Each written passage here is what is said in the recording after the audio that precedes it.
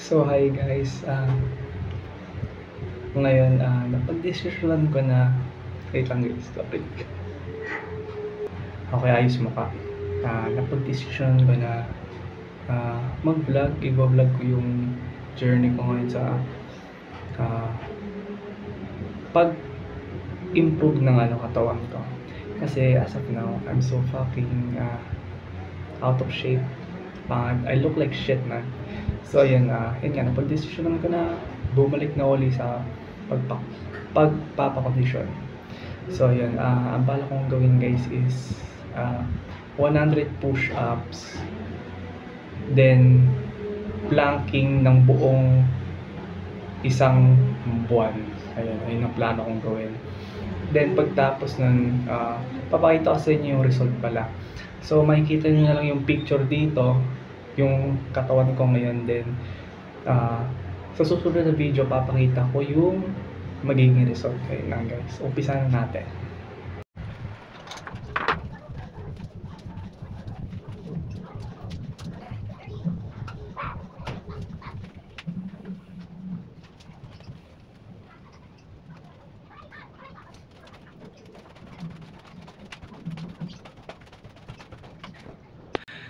So yun guys, kakatapos ko na mag-warm up.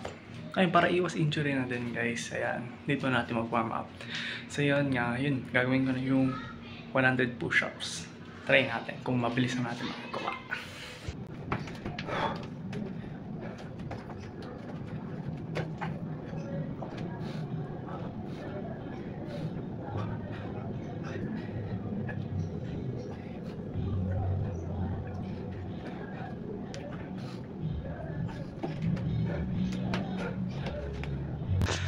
So yun, naka-10 pa lang ako pero bigat na yung katawan ko.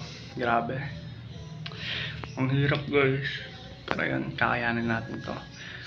Papasarap tayo ngayong November, chari.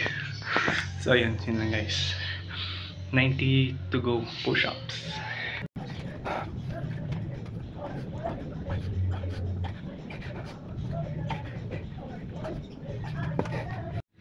So yun guys, sa kalahati na tayo. 50 more to go bago natin matapos yung 100 push-ups.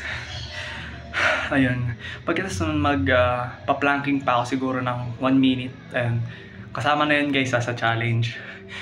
100 push-up din planking, yun nga. Papahinga muna ako saglit guys, then tatapusin natin yung push-ups.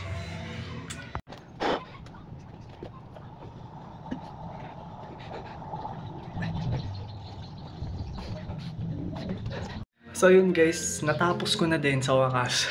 Tila umabot yata ako ng 30 to 40 minutes bago kong nagawa yung 100 push-ups. Ang natitirang gawain ko na ngayon is yung yung 1 minute plank.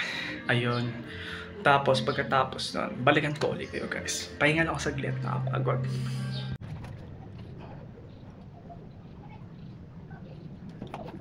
So ayan, I'm back guys. Kakatapos ko lang ng 1 minute plank at yun, sobrang pagod ko, grabe. Hingal na hingal agad ako. Para di ko nakakayanin ng ng 30 days guys. De charot. Kailangan natin gawin, kailangan natin matapos para magkaroon tayong disiplina. So yun guys, pag-iisipan ko kung i-daily vlog ko or sa December 7 ko na lang i-upload yung magiging resulta. So yun guys, update ko na lang uli ngayon sa susunod na video. Bye bye guys.